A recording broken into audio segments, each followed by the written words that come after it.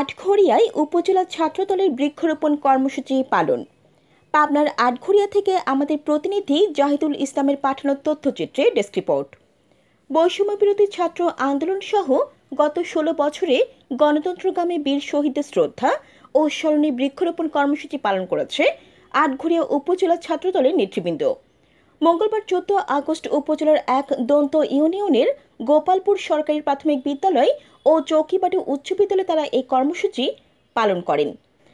এ সময় Pabna polytechnic institute শাখা ছাত্রদলের সাবেক সাধারণ সম্পাদক ও পাবনা জেলা ছাত্রদলের কার্যকরী সদস্য ইঞ্জিনিয়ার রকিবুল হাসান রানা বলেন, দীর্ঘ সময় দুঃশাসন থেকে আজ বাংলাদেশ মুক্ত হয়েছে, গণতন্ত্রকামী মানুষের বাক স্বাধীনতা ফিরেছে।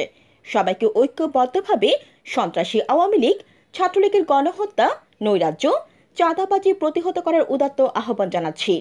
বৃক্ষরোপণ কর্মসূচিতে আটঘরিয়া উপজেলা ও এক দন্ত ইউনিয়ন ছাত্রদল নেতা তানভীর, নূর আলম, জান্নাতুল, তুহিন, সীমান্ত, আপন, শাওন সহ অন্যান্য নেতৃবৃন্দ উপস্থিত ছিলেন। Jannatul Afsana, CNF TV. CNF TV, আমাদের দৃষ্টি জুড়ে বাংলাদেশ।